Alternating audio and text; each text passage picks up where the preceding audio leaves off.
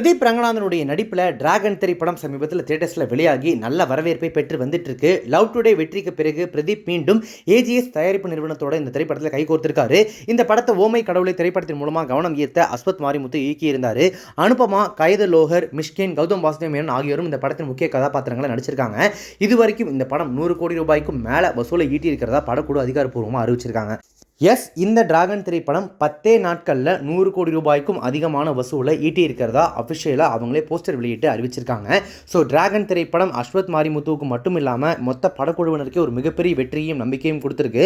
Pradeep ரங்கநாதனுக்கு love today திரைப்படம் கிட்டத்தட்ட 100 கோடி கலெக்ட் பண்ணி அது ஒரு மிகப்பெரிய வெற்றி திரைப்படம். ஹீரோவாக நடித்த அடுத்தடுத்த 2 திரைப்படங்களையும் 100 கோடி வசூலை காட்டி தமிழ் சினிமாவின் தவிர்க்க முடியாத முக்கியமான ஹீரோவாக மாறியிருக்காரு பிரதீப் ரங்கநாதன். படத்தின் வெற்றியை தொடர்ந்து அஸ்வத் மாரிமுத்து நெகிழ்ச்சியாக பதிவு ஒன்று போட்டிருக்காரு. அதில் டிராகன் படத்திற்கு நீங்கள் அளித்த ஆதரவிற்கும் அன்பிற்கும் நன்றி.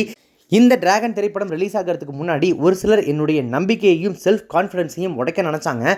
ஆனால் அந்த சமயத்தில் நாங்கள் இருக்கோம் பார்த்துக்கலாம் அப்படின்னு சொன்ன உங்கள் அத்தனை பேருக்குமே நன்றி. இந்த படத்தில் சில தவறுகள் செஞ்சுருந்தா நான் மன்னிப்பு கேட்டுக்கிறேன். என்னுடைய அடுத்த படத்தை நிச்சயமாக இன்னும் சிறப்பாக கொடுப்பேன் அப்படின்னு சொல்லியிருக்காரு. அடுத்ததாக STR 51 சிலம்பரசன் அவருடைய 51வது திரைப்படத்தை இதே அஸ்வத் மாரிமுத்து தான் டைரக்ட் பண்ண போகிறாரு அப்படின்றது குறிப்பிடத்தக்கது.